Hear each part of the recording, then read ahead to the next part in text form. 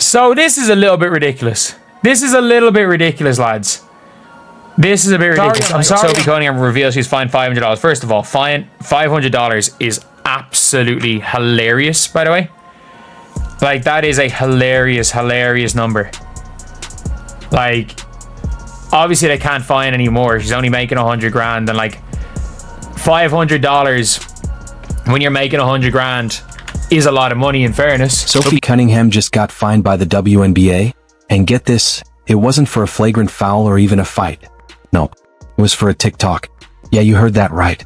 A TikTok. What could possibly be so bad? Was she breaking league rules with a dance challenge? Did she hit the gritty a little too hard?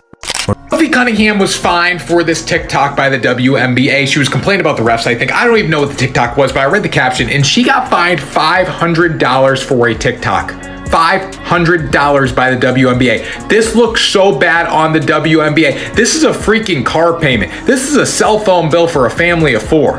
And you're fining her $500? Don't even fine. What are you going to do? What's the league going to do with $500? You kidding me? So apparently, posting a TikTok where you poke fun at referees, just in general, is now a punishable league offense. Not slander. Not lies. Just vibes, sarcasm, and a little satire. Sophie didn't call anyone out by name.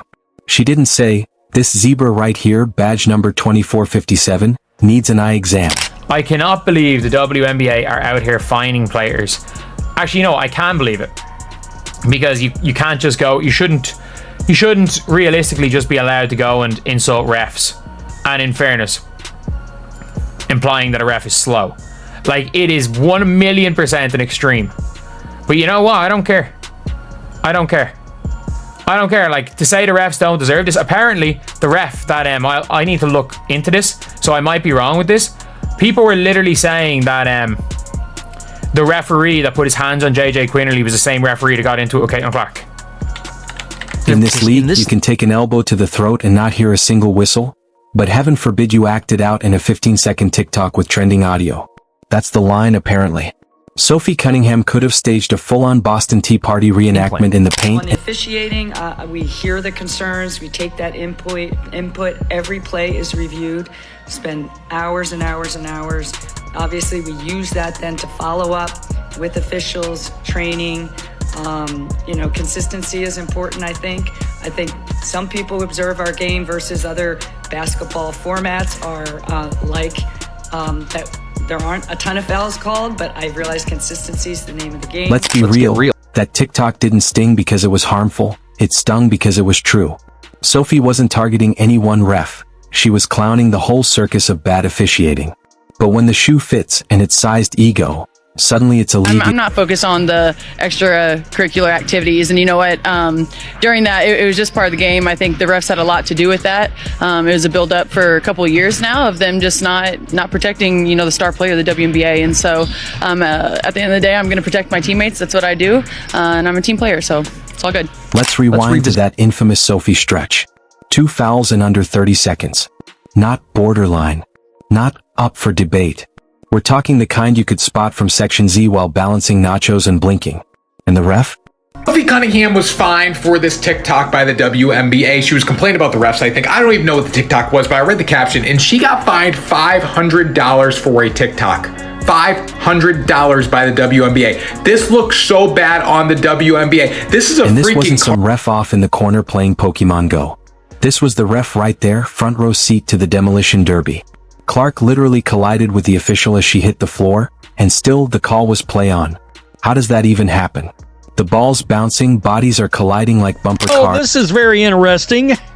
Sophie Cunningham is going viral right now for a TikTok video she made and a revelation around it, and many WNBA fans, Indiana Fever fans, Sophie Cunningham fans, they're responding to this video because she's calling out WNBA officiating, WNBA refs. You know what's awfully odd is in other leagues, you find out if umpires or refs or whatever, if they're reprimanded, if they're removed from assignment, if they're not doing the right job, blah, blah, blah, like we sent them off here. Or... Sophie drops a lighthearted TikTok poking fun at the refereeing circus, and suddenly it's treated like a federal offense. What? Because it's easier to fine a player for sarcasm than to ask why the officials keep missing fouls everyone else can see in 4K. The officials know what they're calling and what they're not. They know what to look for and what not. Caitlin Clark is a really big deal. And I wonder if they're not calling fouls on her on purpose. Now, I'm not saying that's why she got hurt. I mean, I'm not saying that. But I wonder, just watching these games, are they not calling fouls where she gets hit on purpose because the backlash and what could happen, the optics of, Caitlin Clark getting all these foul calls, getting superstar foul calls, what that would do to the WNBA conversation and attention to the game? Because the moment a player holds up a mirror with humor, someone in a suit panics and yells, "Smash it." Instead of fixing what's broken, the league just slaps on a fine and hopes the player shuts up and dribbles. Which is ironic, considering half the dribbling gets interrupted by uncalled charges and mystery bruises. If officiating was even halfway consistent, Sophie's TikTok wouldn't exist. But when refs turn games into